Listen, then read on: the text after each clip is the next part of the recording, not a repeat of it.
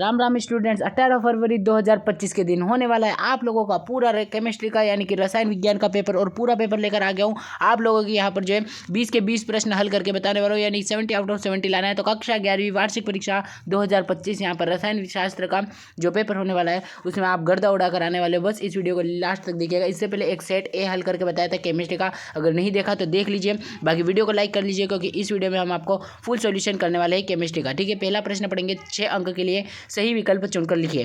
पहला पढ़ेंगे, 1 मोल हाइड्रोजन परमाणु में हाइड्रोजन परमाणुओं की संख्या है 6.022 इंटू 10 की पावर 23, इसका उत्तर हो जाएगा। उसके बाद अगला देखेंगे, निम्नलिखित में से किसमें अयुग्मित इलेक्ट्रॉनों की संख्या अधिक होती है, तो क्रोमीन में होती है। उसके बाद अगला, उत्कृष्ट गैस तत्वों कि इलेक्ट्रॉन लब्धि एंथैल्पी होती है, इसमें लगभग 0 होगी। इसके बाद संयोजकता कोश इलेक्ट्रॉन युग्म प्रतिकर्षण सिद्धांत का प्रतिपादन किसने किया, सहजीविक व पावेत ने। उसके बाद अगला, एंथैल्पी दाब आयतन व आंतरिक ऊर्जा के बीच में क्या संबंध है, तो U बराबर H प्लस PV। ठीक है, यानी ऊर्जा बराबर A यहाँ पर एंथैल्पी प्लस PV। उसके बाद अगला, एथाइल एल्कोहल का IUPAC नेम क्या होता है, तो एसीटोन होता है। ठीक है, ये याद रखना है आप लोगों को, एथाइल एल्कोहल का IUPAC नेम एसीटोन होता है। अगले का उत्तर है क्रोमीन।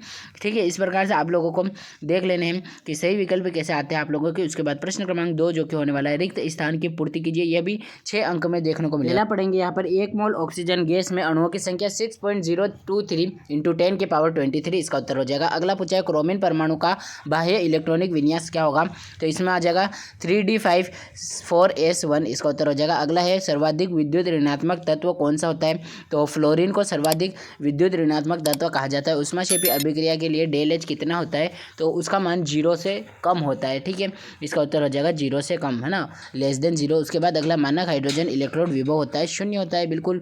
उसके बाद एनिलीन का शुद्धिकरण आसवन द्वारा किया जाता है, तो यहाँ पर वाष्प आसवन करना होगा आपको। ठीक है, इसका उत्तर वाष्प आसवन हो जाएगा। ठीक है, ये देख लिए यहाँ पर 6 के 6 उत्तर मैंने आपके सामने स्क्रीन पर लिख कर बता दिए। ठीक है, यही आपको जो है सही करना है। उसके बाद अगला प्रश्न क्रमांक 3 देखेंगे, 5 अंक में पूछा गया, यहाँ पर सही जोड़ी बनाकर लिखिए। ठीक है, तो यहाँ पर स्तंभ अ वालों को स्तंभ ब वालों से मिलाएंगे। डाल्टन इसे मिलाएंगे पहले को।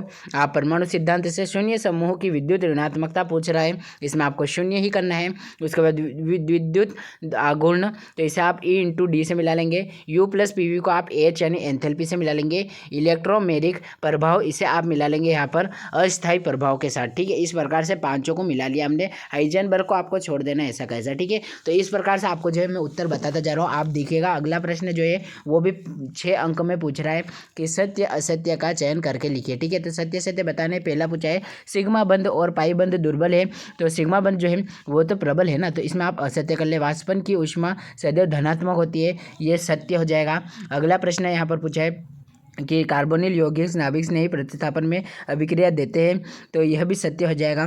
आवर्त में परमाणु वृद्धि के साथ परमाणु का आकार बढ़ता है, तो यह जरूरी नहीं है, असत्य। उसके बाद विकर्ण संबंधित तत्वों की विद्युत ऋणात्मकता मान लगभग समान होता है, तो यह सत्य हो जाएगा। यदि किसी जलीय विलयन, इसमें भी आपको सत्य कर लेना है। ठीक है, तो आपको पहला और चौथा असत्य कर लेना है, बाकी सारे सत्य कर लेना है। ये जितने भी प्रश्न हैं इन सबको मैं आपको PDF में रूप में दे दूंगा। और प्रश्न क्रमांक 5, शब्द अशब्द बताने से पहले मैं आपको बता दूं कि आप लोगों का कक्षा 9वीं से लगाकर 11वीं की वार्षिक परीक्षा में अगर आप टॉप करना चाहते हैं तो बच्चे 2 पेपर के लिए हम जो है 2 सेट संपूर्ण हल सहित आपको देने वाले, और PDF रूप में आपको मिल जाएगा सबका उत्तर। 3 फरवरी से 22 फरवरी तक आपकी वार्षिक परीक्षा चल रही है। अभी तक आपको जितने भी सेट दिए उसमें से काफ़ी प्रश्न आए हैं, और आगे आने वाले पेपर के लिए भी आपकी अच्छी तैयारी यहाँ पर कराई जाएगी, जिसमें PDF आपको टेलीग्राम चैनल पर और संपूर्ण हल का वीडियो एक्सप्लेनेशन आपको पांचल स्टडीज चैनल पर मिलेगा। और 9वीं में भी यहाँ पर लगातार आपके लिए कंटेंट ला रहे हैं, 11वीं वालों के लिए भी कंटेंट ला रहे हैं, तो अपने दोस्तों के साथ शेयर जरूर कीजिएगा, पांचल स्टडीज के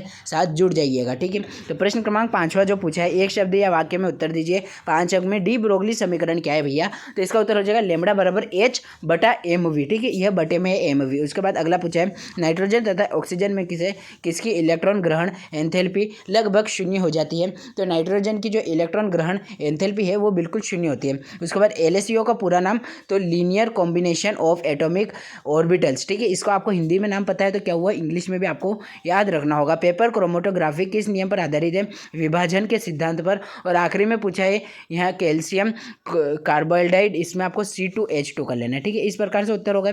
अब प्रश्न क्रमांक 6 से आपके 2-2 अंक के प्रश्न आते हैं। प्रश्न पढ़ेंगे, मोल संकल्पना क्या है या मोल क्या है।